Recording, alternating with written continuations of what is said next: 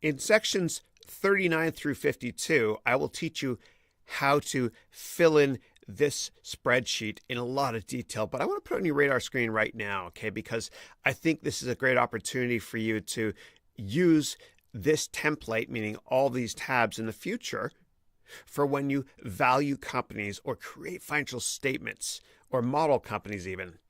And so let me run through this spreadsheet very quickly.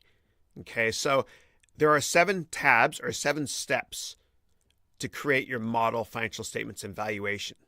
And you can click on each one of these buttons here to get to those financial statements and valuation steps, or use the tabs at the bottom. Now, I want to stress that if the text is too small here for you on your version of Excel, you can always go down to the bottom right-hand corner, click on this item here, and zoom in or zoom out.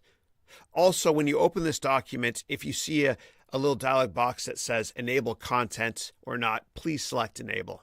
Okay, there's no macros and no code in this, meaning that there's absolutely no risk of a virus in any of the spreadsheets in this entire document, because I don't use macros or code. Okay, let's keep it simple.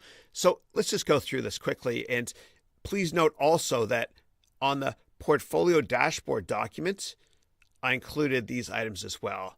But let's just stick with the 7 steps document that's attached to the lecture that you're watching right now, okay? So step 1, and you can always click on these buttons here to learn more about each one of the steps. But step 1 basically tells you 25 modeling and valuation best practices, okay? Things I've learned the hard way over the years. And I try to make it really simplistic in this document, as all you have to do is change blue shaded text on every tab. Let me show you what that means. So if we go to the revenue forecast tab, all you have to do is change these blue items here. Okay, so if I were to say, I don't know, 6, 7, of course I'm making up dummy data here, right? All the information is automatically calculated for you in other cells, okay? And I put in charts as well, and I'll talk about these later on. They're called spark lines, and they're awesome, so you can model seasonality, etc. Okay? That's step 2. That's creating the revenue forecast, okay? And then I'll ask you to move on to step 3. And again, all you got to do is change the blue shaded text in all of these tabs. I tried to simplify the process for you, right? And there's a lot of linking to other tabs as well. Whenever you see green text, it's linked to another tab. And again, you can learn more about all these steps by clicking on these gray shaded buttons. But I don't suggest you do that yet until you finish sections 39 through 52 of this course.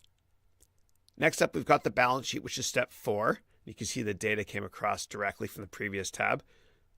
And then the cash flow statement. And I set up the cash flow statement so you don't have to enter anything. It's really cool. It just does everything for you automatically off of previous financial statements, meaning the income statement and the balance sheet. Don't worry, this will make more sense later. And then there's a valuation tab here that lets you value companies based on cash flow. Again, I'll explain all this in a lot more detail later in the course, right? But you can plug in just a ton of different parameters and play around and just have fun with this.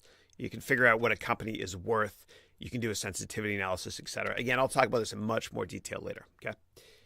And there's other valuation methodologies as well, depending on if you're a growth investor or a value investor, which I'll talk a lot about in this course.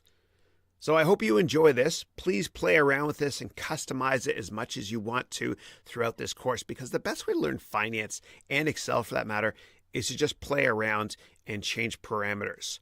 And if you have any questions, as always, please let me know. Thank you.